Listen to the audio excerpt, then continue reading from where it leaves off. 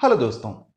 अगर आप भी किसी सरकारी बैंक में अधिकारी के रूप में कार्य करने की चाहत रखते हैं, अगर आपका भी सपना किसी गवर्नमेंट बैंक में वाइट कॉलर जॉब पाना है, तो आपके लिए बहुत अच्छी खबर है। देश के सबसे बड़े पीएसबी यानी पब्लिक सेक्टर बैंक एसबीआई ने पीओ की 2056 वैकेंसीज निकाली हैं। पीओ जिसे हम प्रोबेशनरी ऑफिसर्स के रूप में जानते हैं, ये ऑफिसर्स रैंक पर डायरेक्ट एंट्री होती है किसी भी बैंक में, जिसमें प्रोबेशन के पश्चात आप सीधे जो है असिस्टेंट मैनेजर का पोस्ट पाएंगे।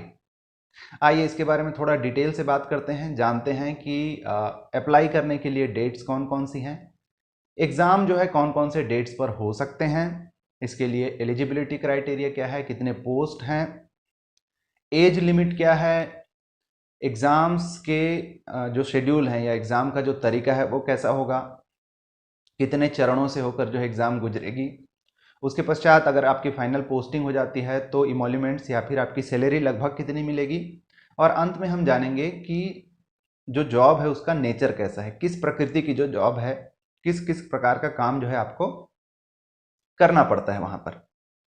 इन सब के बारे में हम पॉइंट वाइज बात करेंगे। सबसे पहले डेट्स की। तो ऑनलाइन अप्लाई करने के लिए जो डेट्स हैं वो ओपन हैं 5 अक्टूबर से 25 अक्टूबर के बीच में। इसी बीच आप ऑनलाइन पेमेंट भी कर सकते हैं। और यहाँ पर प्रिलिमिनरी एग्जाम होएगा, फिर मेंस एग्जाम होएगा और उसके बाद जो है इंटरव्यू होगा। तो ऐसी संभावना है कि जो प्रिलिमिनरी एग्जामिनेशन है वो आपके दिसंबर में कंप्लीट हो जाएगा, इसका रिजल्ट निकल जाएगा, यानी नवंबर या दिसंबर में इसका एग्जाम हो जाएगा, दिसंबर में आपको रिजल्ट मिल जाएगा। और उसके बाद जो है मेंस एग्जाम भी जो है उसके कुछ दिनों पश्चात ही दिसंबर में ही कंप्लीट हो जाने की संभावना है, और जनवरी आते आते तक आपको मेंस का रिजल्ट मिल जाएगा। और उसके बाद फरवरी में इंटरव्यू हो जाना है, और फरवरी मार्च यानी मार्च के लास्ट तक जो है आप लोग का फाइनल रिजल्ट आ जाना है। वैकेंसीज की अगर हम बात करें तो 2056 वैकेंसीज हैं टोटल। कैटेगरी वाइज अलग अलग वैकेंसीज है, जिसमें रेगुलर वैकेंसीज भी है और बैकलॉग वैकेंसीज भी हैं। तो जैसे लगभग 324 जो वैकेंसी है वो एससी यानी scheduled caste, 162 vacancy ST scheduled tribe, और अदर बैकवर्ड क्लासेस के लिए 560 वैकेंसीज है। इसके अलावा जनरल के लिए 810 वैकेंसी, और पीडब्ल्यूडी जो भी फिजिकली हैंडीकैप्ड हैं उनके लिए भी अलग अलग प्रकार की वैकेंसीज जो है यहाँ पर दी गई है। बात करें एलिजिबिलिटी क्राइटेरिया की, तो किसी भी स्ट्रीम में आपको ग्रेजुएट होना इसेंशियल है। बस इससे ज़्यादा की आपसे एक्सपेक्टेशंस नहीं है। आप किसी भी स्ट्रीम में ग्रेजुएट हैं तो आप इसके लिए एलिजिबल हैं। अगर डेट लिमिट की हम बात करें, माफ़ कीजिएगा, एज लिमिट की अगर हम बात करें, तो एज लिमिट आपका होना चाहिए 21 साल से कम ना हो और 30 साल से ज़्यादा ना हो। ये एज जो आपका काउंट किया जाएगा वो किया जाएगा एज ऑन 1 अप्रैल 2021। तो 1 अप्रैल 2021 के डेट में आपका 21 साल हो चुका होना चाहिए, लेकिन 30 साल से अधिक नहीं होना चाहिए आपको। उसमें कुछ छूट भी है, रिलैक्सेशन भी है एज में। जैसे SC ST को जो है 5 साल की छूट है, OBC को 3 साल की छूट है। इसके अलावा जो PWD कैंडिडेट्स हैं उनको अलग अलग कैटेगरी में 10 से लेकर 15 साल तक की छूट है, और जो एक्स सर्विसमैन है उनको 5 साल तक की छूट है। अच्छा, फिर हम बात करें तो 3 चरणों में होना है, जैसा हमने पहले बात किया। सिलेक्शन जो है प्रिलिमिनरी एग्जामिनेशन होगा, उसके बाद जो है मेंस एग्जाम होगा, और उसके बाद इंटरव्यू या फिर ग्रुप डिस्कशन होना है। तो जो प्रिलिमिनरी एग्जामिनेशन होएगा उसका जो सिलेबस होगा या फिर उसका जो शेड्यूल है वो हम देख लेते हैं। तो 3 इसमें टेस्ट होने हैं। एक तो होना है इंग्लिश लैंग्वेज का, दूसरा होना है क्वांटिटेटिव एप्टीट्यूड जिसमें आपका मैथ्स वगैरह का होना है, और तीसरा जो है रीजनिंग का होना है। 30 नंबर का इंग्लिश लैंग्वेज का होना है, 35 नंबर का मैथ्स या फिर क्वांटिटेटिव एप्टीट्यूड होना है, और 35 ही नंबर का होना है रीजनिंग। टोटल 100 क्वेश्चंस होंगे, 100 मार्क्स के होंगे, 1 घंटे का पेपर होगा। और इसमें आपको ध्यान देने लायक बात यह है कि हर एक टॉपिक या फिर हर एक खंड के लिए समय जो है वो अलग अलग निर्धारित है।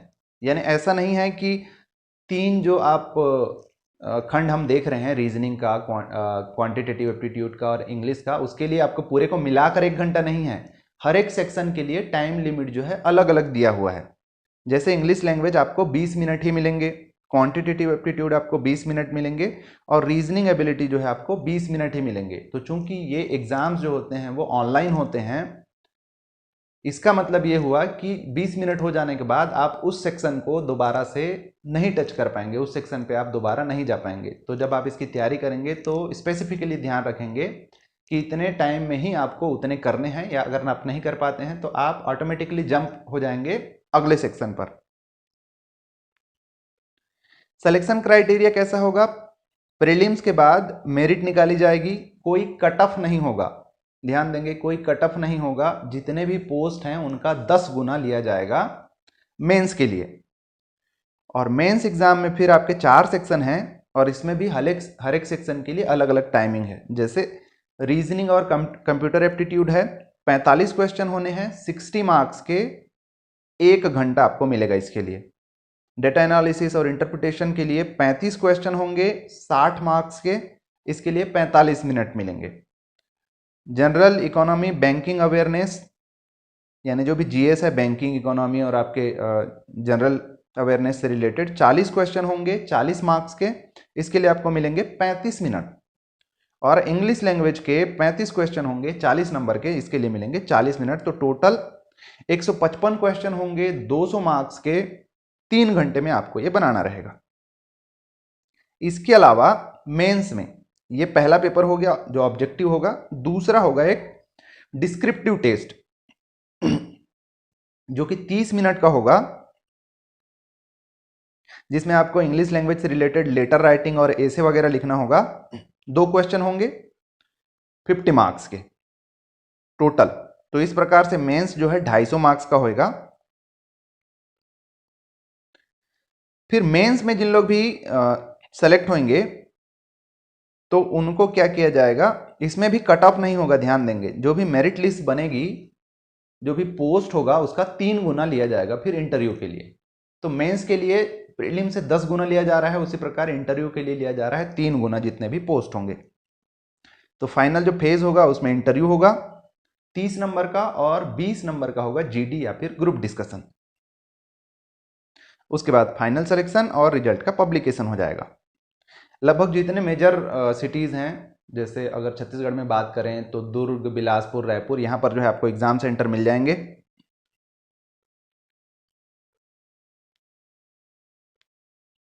बाकी ज़्यादातर जो प्रोसीजर है उससे आप परिचित हैं। ऑनलाइन जो एप्लीकेशन आप डालते हैं उसमें क्या क्या आपके इमेज स्कैनिंग वगैरह होनी चाहिए, थंब का या फिर सिग्नेचर का स्कैन होना चाहिए, सारा डिटेल जो है कितना केबी का होना है वो सब आपको पता चल जाएगा। वो सारा कुछ दिया हुआ है जो एडवर्टीजमेंट है उसमें, वो आप देख लेंगे।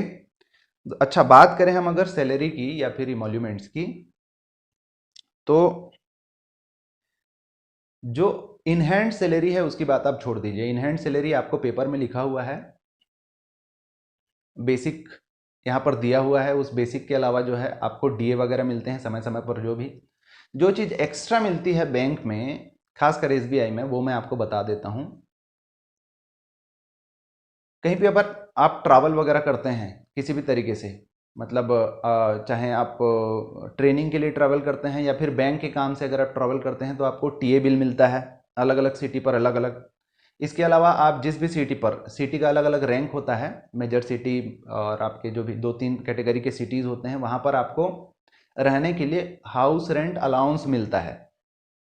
एचआर, बाकी जो पोस्ट हमने देखे हैं उसमें क्या होता है, एचआर अलाउंसेस आपको मिलते हैं, परंतु इसमें आप जो किराया आप लेते हैं उसका एक्चुअल कॉस्ट आपको बैंक के द्वारा दिया जाता है। जैसे फर्ज कीजिए किसी शहर पर आप जाकर, रायपुर जैसे शहर पर अगर आप 10-11 हज़ार का फ्लैट भी लेते हैं किराए के लिए, तो रायपुर जैसे शहरों के लिए, अभी एग्जैक्ट मुझे नहीं पता, परंतु फिर भी 13-14 हज़ार तक का कुछ सीलिंग है, उतने लिमिट तक आप जो है किराया वहाँ पर ले सकते हैं। तो ये बहुत अच्छा चीज़ है। इसके अलावा मंथली जो है आपको ऑफिसर्स वाइज, क्लेरिकल में भी, कैडर वाइज जो है अलग अलग हिसाब से कम 35-40 लीटर से अधिक, ऑफिसर कैडर में 50 या 60 लीटर तक जो है आपको पेट्रोल हर महीने फ्री मिलता है। अगर आप पेट्रोल नहीं भराते हैं तो उसका एक्चुअल कॉस्ट आप ले सकते हैं। कि 50 लीटर सपोज है, अगर 50 से 55 लीटर, तो उसका कितना कॉस्ट आपको बैठता है, उसका पैसा आप ले सकते हैं। इंटरटेनमेंट का अलाउंस मिलता है साल भर में, जो है मग्गा बाल्टी वगैरह के लिए आपको अलाउंस मिलता है। इसके अलावा रहने के लिए जो भी फर्नीचर फिक्चर आप लेते हैं, जैसे टेबल, कुर्सी, गद्दे, पलंग वगैरह, तो उसका भी एक सीलिंग है। ऑफिसर 1 में जैसे 1,20,000 तक का जो है आप वो ले सकते हैं। इसके अलावा बहुत सारे जो लोन्स हैं कंप्यूटर के लिए, या फिर आपके बाइक के लिए, या कार के लिए, या दूसरे भी जितने भी प्रकार के लोन लेते हैं, तो स्टाफ होने के नाते जो है उन सब में आपको छूट मिलता है इंटरेस्ट में। कुछ कुछ तो लोन्स ऐसे भी हैं जो आपको इंटरेस्ट फ्री मिलते हैं। तो जो ऑन हैंड या इन हैंड जो सैलरी मिलता है, ऑन पेपर जो सैलरी आपको मिलता है, वो तो अलग चीज़ है। इसके अलावा बहुत सारे बेनिफिट्स जो हैं एज एन ऑफिसर या फिर एज एन SBI स्टाफ आपको मिलते हैं। तो उस हिसाब से अगर देखा जाए तो ऑन एन एवरेज, ऐसा मेरे हिसाब से मैं मान के चलता हूँ, ऑन एन एवरेज जब आप ज्वाइन करेंगे तो आपको 55 से 60 हज़ार तक का बेनिफिट जो है मंथली मिल रहा होगा। ये तो हो गई सैलरी की बात, बहुत हैंडसम सैलरी है।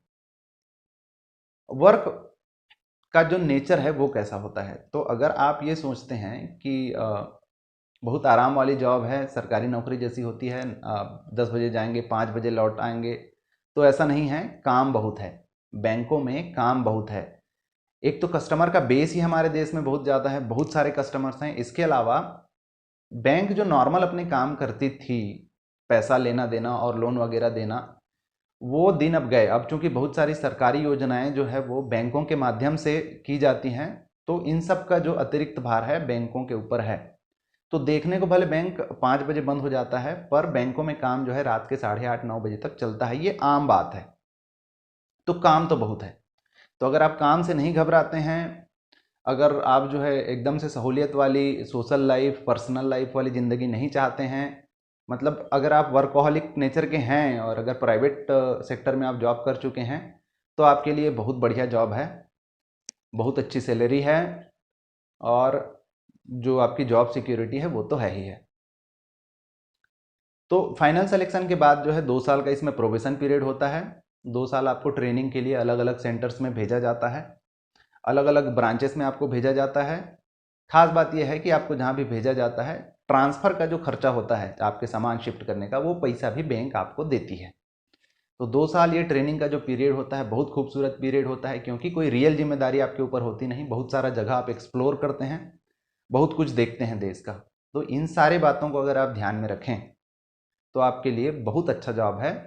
ये जॉब आप कर सकते हैं, अप्लाई कर सकते हैं। सिलेबस कोई बहुत हार्ड नहीं है, थोड़ी सी अगर आप मेहनत करते हैं मैथ, रीजनिंग वगैरह पर, तो आप आसानी से इस एग्ज़ाम को क्रैक कर सकते हैं। तो जो भी लोग इसको लिए अप्लाई करना चाहें उनको ऑल द बेस्ट।